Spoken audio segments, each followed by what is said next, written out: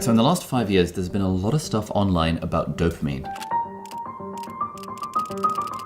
and how it causes us to be addicted to things like our phones, and in particular, the idea of dopamine detoxing. Today I'm talking about dopamine detoxing. Dopamine detox. Dopamine detox. You do not control dopamine. Dopamine controls you. And so given all these trends, I wanted to better understand the actual science about what dopamine is, but also how we can manage our dopamine levels to improve our overall productivity and well-being. So me and my team spent absolutely ages reading a bunch of research papers, listening to tons of podcasts, and going through some books to try and figure out exactly what is going on with dopamine. Now in particular, this involved going through Dr. Anna Lembke's work. She's a psychiatrist at Stanford University School of Medicine, and she recently published a book called Dopamine Nation: Finding Balance in the Age of Indulgence, and she's got some really helpful takeaways that I hope will be genuinely needle-moving for your productivity. So in this video, we're going to be looking at what dopamine is, the science behind how to control dopamine, and 4 actionable tips that will hopefully help boost your overall productivity. And by the way, if you're new to the channel, then hello, my name is Ali. I'm a doctor turned entrepreneur, and I'm the author of the book Feel Good Productivity, which is about how to do more of what matters to you in a way that's enjoyable, effective, and sustainable. And I've actually got a personal interest in dopamine, given that A, I went through med school, B, I did an extra degree in psychology with some modules on cognitive neuroscience, which featured dopamine pretty heavily. And so exploring dopamine for this video was kind of fun because it was sort of revisiting some of the stuff I did at university, but with more of a focus on how understanding dopamine can genuinely help us boost our productivity and ideally improve our lives as well.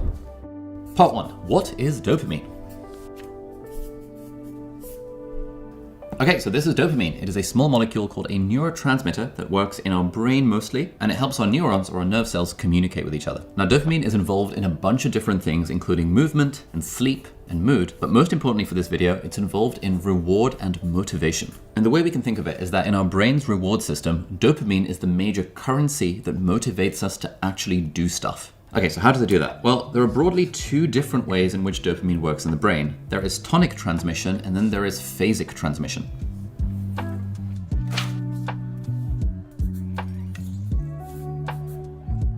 So to understand these, let's imagine that you're in a restaurant. Now, tonic transmission is like the constant hum of the people who are chattering around you. It's basically background noise, and you can't really make out any individual conversations. And tonic transmission is when your neurons are randomly but continuously releasing small amounts of dopamine, and this sets your baseline dopamine level.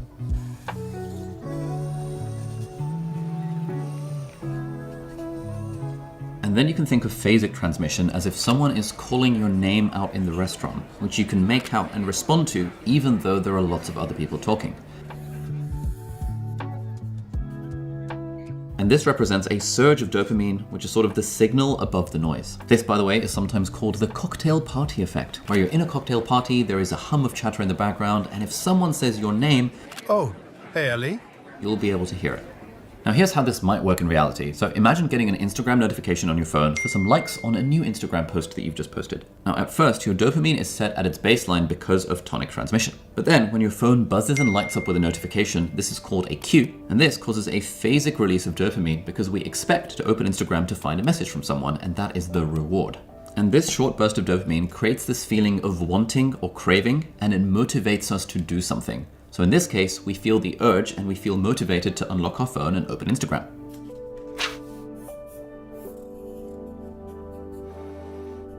Now at this point, there are 3 potential different outcomes. Outcome number 1 is that we get more likes than we predicted. So in this post, I got 11,000 likes, and maybe I predicted only getting 5,000 likes. And so when I open this post and I see 11,000 likes, I get a release in dopamine. So here in blue, we've got the tonic release of dopamine. We get a little bit of phasic release of dopamine when I see the cue, i.e. the ping and the buzz of the notification. And then once I open my phone and I get the reward, which is more likes than I thought I would get, suddenly we get an increase in dopamine, and that is the surge of dopamine. And this is called a reward prediction error. Our brain made a prediction of how many likes we're going to get. We made an error in that prediction, and we ended up getting more likes than we thought. And this unexpected reward is what causes that increase in dopamine. That is option number 1. Now we've got option number 2, which is, let's say we get exactly the same amount of likes as we predicted. So I predict I would get 5,000 likes for this picture, and I got about 5,000 likes for this picture. Now I still get the increase in dopamine from the cue, i.e. seeing the notification pop up. But in this case, because the reward was expected, I got exactly the same number of likes as I expected. My brain did not make an error in the prediction. The prediction was correct, and I get no dopamine release. So when you get an unexpected reward, you get an increase in dopamine, but when you get an expected reward, a reward that you knew was going to come, you don't get any dopamine release. That's very interesting. Now, option number 3 is what if you get fewer likes than you predicted? What if I predicted 5,000 likes and I only got 1,000 likes? Now, in this context, I still get the increase in dopamine from the cue, i.e. the buzz of my notification, because that's the cue to dopamine release. But then the reward is absent. I made a prediction error. I predicted 5,000 likes, I only got 1,000 likes. And this very interestingly causes a decrease in dopamine levels. Now, as you might appreciate from this example, when dopamine is released, we feel pretty good. When dopamine is at its baseline, we feel like, whatever, that's pretty normal.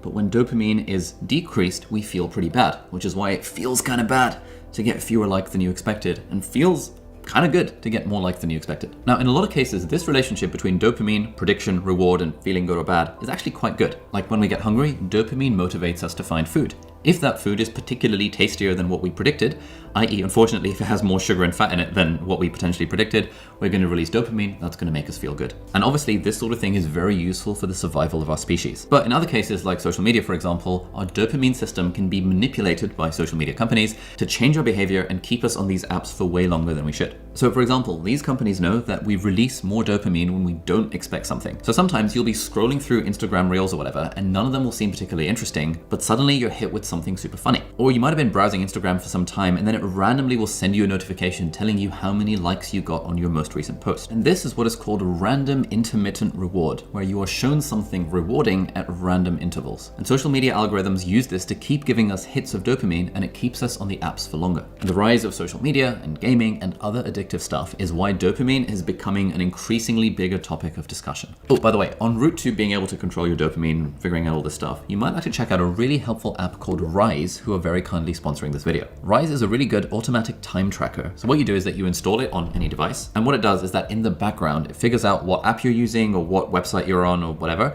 and it will then categorize things into work or entertainment or emails or communication and a bunch of different categories. You can create custom categories as well. I've been using Rise for the last 2.5 years now, and it's just super helpful to see exactly where my time is going. So I can see things like last month I spent an ungodly amount of time watching random YouTube videos during working hours where I sort of intended to work, but then I ended up getting distracted by YouTube. It's also got a built-in Pomodoro timer, which is just kind of nice for being able to time your work sessions. And the other nice thing about it is that it pops up with these like distraction reminders. So if it senses, like for me, if I'm on Google Docs because I'm working on a writing project, and then I open a new browser window to go on a news site or YouTube or something like that, it will recognize, hang on, that's probably a distraction. Will pop up with a big pop-up asking, hey, are you getting distracted? And then you can say, yep, thanks for the reminder. Or you can say, nope, this is not a distraction. And even just that, it's just like a, oh yeah, I'm getting distracted. Whoops, thanks for the reminder. Let me go back to the thing that I was actually trying to do. If you're interested in checking it out, you can get a free trial at rise.io/Ali Abdal, and that'll be linked down in the video description as well. So thank you so much, Rise, for sponsoring this video. Okay, so now that we know all of that, let's talk about how can we control our dopamine and use it potentially to our advantage rather than becoming a slave to the social media algorithms. Part 2, how to control your dopamine. Okay, so one thing that's fairly common here on YouTube around how to control your dopamine is the idea of a dopamine detox. And the general idea here is that if you're feeling particularly addicted to social media or video games or porn or whatever the thing might be, then by completely abstaining from those things and going cold turkey for a period of days or weeks, you can in theory reset your dopamine levels and you can stop the addiction to that specific behavior. Now, a lot of people don't understand the term dopamine detox. They think it means detoxing from dopamine, but you can't detox from dopamine because you need dopamine to like live and move and survive. And it would be very bad if you tried to detox from dopamine. Instead, dopamine detox is when you detox from dopamine-inducing activities like the addictive behaviors or the social media or the video games or whatever the thing might be. So let's imagine two different scenarios. We've got scenario 1 and scenario 2. And scenario 1 is someone who tries drugs for the first time. The blue is their tonic background level of dopamine release. And then at some point they try a drug and they get a phasic release of dopamine. And this feels wonderful because you get lots of dopamine and dopamine feels good. And this makes you want to continue using the drugs or whatever addictive behavior the thing might be. But then the problem is if you use the addictive thing, the drug, the video game, whatever the thing might be, if you use it too often, you actually increase your tonic levels of dopamine transmission. And that means the next time, after a while, if you take the drug, you get a phasic release, but this phasic release doesn't really stand out compared to the tonic background level of dopamine. And so to get the same hit of euphoria, you need to increase the dose. You need to take double the dose of the drug, or play video games for even longer, or go even more extreme in whatever the thing might be to get any sense of feeling good. And when you're in this cycle of constantly having to seek out more to get that same sense of feeling good, this is sometimes called a dopamine deficit state. I believe that what's happening is that we as both individuals and nations are exposed to so many high reward substances,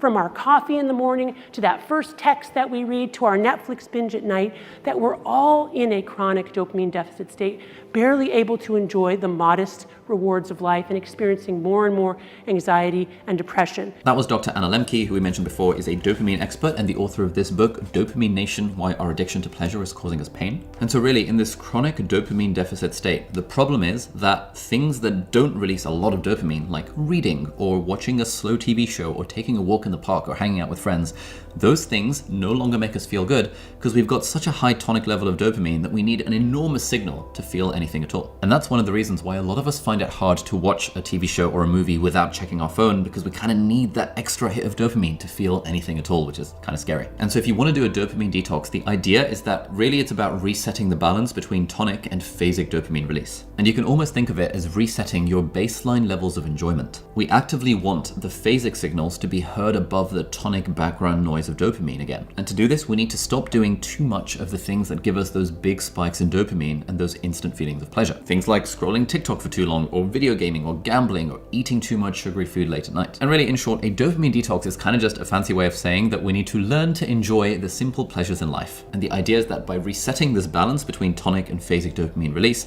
we will learn to become happier in a less stimulating environment. Oh, by the way, if you're enjoying this video so far, you might like to check out my completely free Focus Crash Course. It's at focuscrashcourse.com. It's a 7-day series of emails where each day I'll email you some actionable strategies and tools that you can use to improve your focus and to really help take control of your dopamine. It's completely free. You can unsubscribe whenever you want. There's a link down below, or head over to focuscrashcourse.com. Part 3, 4 actionable strategies for controlling your dopamine. Strategy number 1, the rule of pain before pleasure. So there's this nice diagram in Dr. Anna's book that shows this seesaw between pleasure and pain.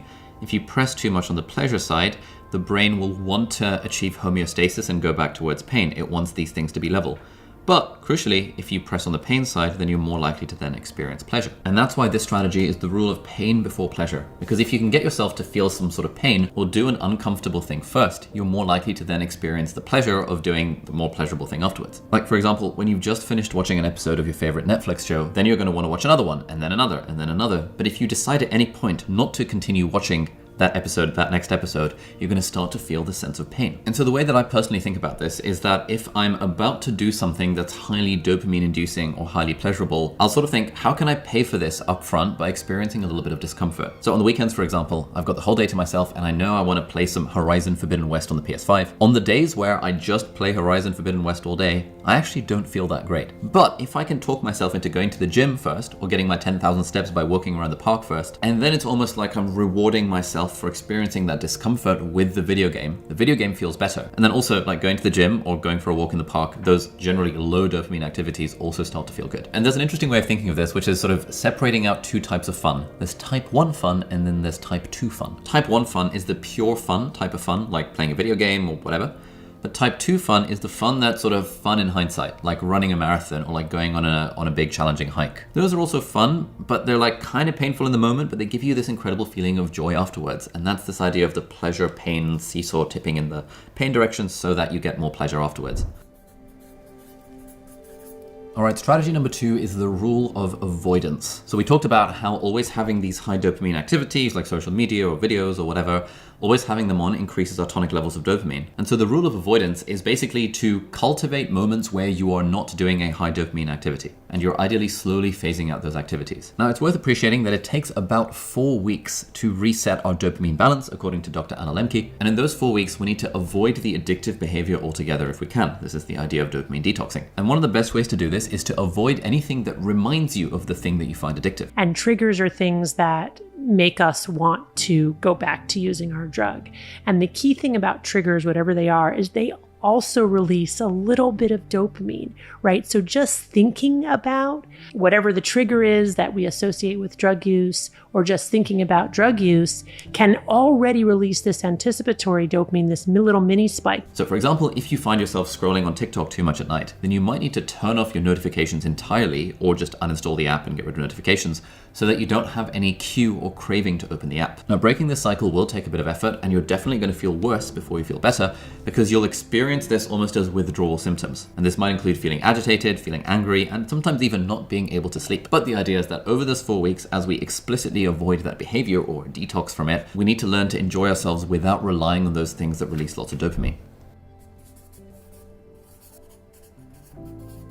Next up, we have the rule of barriers. So avoiding something entirely can be really hard, especially if you feel kind of addicted to it. So another way to help with this is to put up barriers and personal rules. And this is more about creating a healthy balance of these kind of high dopamine behaviors rather than necessarily cutting them out completely. And there are these 3 types of barriers that Dr. Anna Lembke talks about. There is chronological, geographical, and categorical. Now, chronological barriers are time barriers, like limiting the amount of time you spend on social media apps or on your phone or on video games, for example. One thing that I personally do is I use the app Opal, which is a very good distraction blocker, and it blocks all social media apps from 9 p.m. at night all the way through to 9 a.m. in the morning, which means I just don't end up scrolling. On my phone at nighttime. Now, geographical barriers are simply physical barriers, like if you're addicted to chocolate, just not buying the chocolate and putting it in your house in the first place. It's a lot easier to avoid chocolate if there's none in the house. And then categorical barriers is placing rules or limits on yourself for the types of games or the types of activities that you do. So for example, you might put a categorical barrier that you're no longer gonna drink any sugary drinks, for example. And then finally, we come to my favorite one, which is the rule of boredom. So we live in a world where actually being bored is ridiculously rare. You always have your phone with you. There is always something that you could be doing. But the idea behind this strategy is that boredom is something that we should learn to become more comfortable with. What people in recovery from addiction talk about is, to some extent, having to learn to live with things being a little boring a lot of the time, right? So trying to avoid some of this intensity and thrill seeking and escapism that really is at the core of addictive tendencies. Now, I really like this rule. One thing I often say to myself is if I'm going for a walk in the park or if I'm driving, I will often tell myself the goal here is to be bored. So I don't then put my AirPods in and start listening to an audiobook at triple speed or listen to a podcast or watch a YouTube video in the background with YouTube Premium, blah, blah, blah. And when boredom is the goal, then it's like, all right, cool. Well, if boredom is the goal, I would just take a stroll in the park and not really think about too much. And ironically, or perhaps expectedly, when I do that, there's a part of the brain called the default mode network that becomes active. We start daydreaming. And then often, like, a lot of my most creative ideas happen when I am not experiencing like the stimulation of an audiobook or a podcast or Instagram or YouTube, all of that fun stuff. And so really for me, after thinking about all of this dopamine stuff, the main takeaway is that there is incredible value in allowing ourselves to appreciate the pleasures of the small things. We don't have to go on that fancy holiday to have fun. We don't have to play those ridiculously addictive video games. We don't have to be always scrolling on social media to feel something. And if we're in that position already, it's not really our fault. It's more like, the social media companies are hijacking our minds and attention, blah, blah, blah, blah, blah, blah. But there is definitely stuff that we can do to control our own dopamine levels and to use the phone as a tool rather than as something that controls us. And if you enjoyed this video, then I think you'll get a lot of value out of my book.